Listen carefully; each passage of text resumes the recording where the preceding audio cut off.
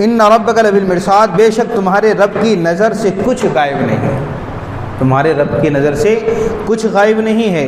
فَأَمَّا الْإِنسَانُ إِذَا مَا ابْتَلَاهُ رَبُّهُ فَأَكْرَمَهُ وَنَعَّمَهُ فَيَقُولُ رَبِّي أَكْرَمَنِ، لیکن آدمی تو جب اس کا رب آزمائے کہ اس کو جاہ و نعمت دے تو جب تو کہتا ہے کہ میرے رب نے مجھے عزت دی۔ وَأَمَّا إِذَا مَا ابْتَلَاهُ فَقَدَرَ عَلَيْهِ رِزْقَهُ فَيَقُولُ رَبِّي هَانَنِ، اور اگر آزمائے اور اس کا رزق اس پر تنگ کرے تو کہتا ہے میرے رب نے مجھے خوار کیا ہے۔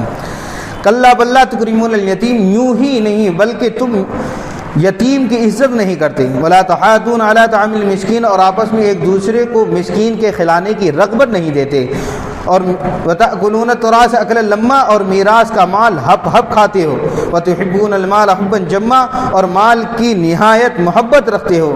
کلا اذا دکت الارض دکا دکا، اور ہاں جب زمین ٹکرا کر پاش پاش کر دی جائے گی اور تمہارے رب کا حکم آئے اور فرشتے قطار قطار اس دن جہنم لائی جائے گی۔ یہاں پر 3-4 آیتوں کو پڑھ کرتا ہوں۔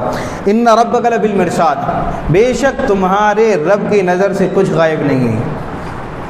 واللہ بصیر بما تعملون، اللہ ہر وقت تمہاری اعمال کی خبر رکھے ہوئے ہیں۔ واللہ خبیر بما تعملون، واللہ بصیر مانی دیکھ رہا ہے، خبیر مانی اس کو خبر ہے، ہر چیز کی خبر ہے۔ اور یہ کیا کہ اس کی نظر سے کچھ بھی غائب نہیں۔ اگر بندہ یہ سمجھتا ہے کہ میں یہ کام کر رہا ہوں کہ اللہ کی نظر مجھ پر نہیں ہے تو اس کی خام خیالی ہے، وہ غلط فہمی میں زندگی گزار رہا ہے۔ یہاں پر ایک اس جملے میں نے کبھی بات کی ہے تو میں نے کہا ہے کہ ہم جب جو ہے یہ بات سمجھ رہے ہیں کہ قرآن کہہ رہا ہے کہ رب کی نظر سے تو کچھ بھی چھپا نہیں، یعنی رب کی نظر تم پر لگی ہوئی، رب کی نظر تم پر لگی ہے کیمرے کی طرح۔ جیسے ہم کیمرے کی زد میں آنے کے بعد جو ہے کوئی آدمی اگر دیکھ لی یہاں پر کیمرہ لگا ہے تو کوئی غلط کام نہیں کرتا۔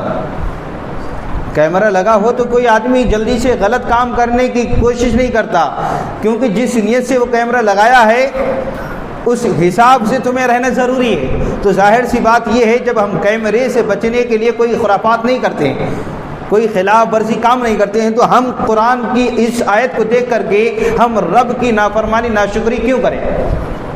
رب کی ناشکری کیوں کریں جبکہ وہ ہم پر ہر وقت نظر رکھے ہوئے ہیں؟ اب دیکھیے قرآن کہتا ہے فَأَمَّا الْإِنسَانُ إِذَا مَا ابْتَلَاهُ رَبُّهُ فَأَكْرَمَهُ وَنَعَمَهُ، لیکن آدمی تو جب اس کا رب آزمائے، یعنی جب کسی آدمی کو اس کا رب اس کو آزماتا ہے تو کیسے آزماتا ہے؟ اس کو جاہ یعنی اس کو جو ہے قوت عطا فرماتا ہے اور نعمت دے، اور اسے نعمت دے جب تو کہتا ہے میرے رب نے مجھے عزت دی ہے۔ یعنی کسی کے پاس پیسہ کوڑی ہو جائے اور اس کے پاس جو ہے طاقت بھی ہو جائے، سمجھے، تو کیا کہتا ہے اللہ نے مجھے بہت زیادہ عزت سے نوازا ہے۔ اب اس کا ترہ الگ سے نظر آتا ہے، اس کا معیار کچھ الگ نظر آتا ہے، کیونکہ اس کو اللہ نے یہ دولت دی ہے، اسے قوت عطا کی ہے، دولت بھی دی ہے، نعمت سے نواز دیا، مگر یہ نوازنا کوئی ایسے نہیں بلکہ ایک امتحان ہے۔ کیا ہے؟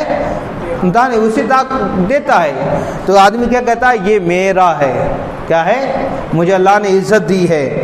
وَأَمَّا إِذَا مَا ابْتَلَاهُ، اور اگر آزمائے اور اس کا رزق اس پر تنگ کر دے، آزمائے اور اس کا رزق اس پر تنگ کرتے۔ جیسے تم نے بہت سے آدمیوں کی زندگی میں یہ دیکھا ہوگا کہ 10 سال پہلے اس کی زندگی بہت خوشحال تھی۔ کیا تھی؟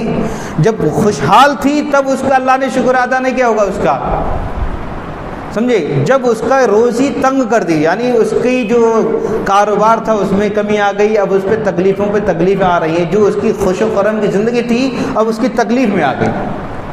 کیا آ گئی؟ تکلیف میں آئے گی، اور اس کا رزق اس پر تنگ کر دے، یعنی اس کا رزق جو ہے کم کر دے، تو کہتا ہے فَيَقُولُ رَبِّي أَهَانَنِ، تو کہتا ہے میرے رب نے مجھے خوار کیا یعنی ذلیل کر دیا۔ حالانکہ ایسا لفظ بولتا ہے نا بہت ہی بڑا گناہ کرتا ہے، کیونکہ میرا رب وہ ہے جو کبھی کسی کے ساتھ ناانصافی نہیں کرتا ہے، وہ ارحم الراحمین ہے، سمجھے، رحمان الرحیم ہے، ستار بھی ہے، غفار بھی ہے۔ جہاں قہار ہے وہاں رحمان بھی ہے، وہ جہاں جلال ہے، جہاں اس کی جلالت بھی ہے، اس کا قہر ہے، اس کا نام قہار بھی ہے، تو اس نے اپنا نام رحمان بھی رکھا ہے۔ جہاں تم عیب کرتے ہو، تمہارے عیب کھل جائیں، تو اللہ رب العزت نے اپنا نام ایک جو ہے ستار العیوب رکھا ہے، تو وہ عیبوں کو چھپانے والا بھی ہے۔ تو کہتا ہے میرے رب نے مجھے خوار کیا. کلا بل لا تکرمون الیتیم، یوں ہی نہیں بلکہ تم یتیم کی عزت نہیں کرتے.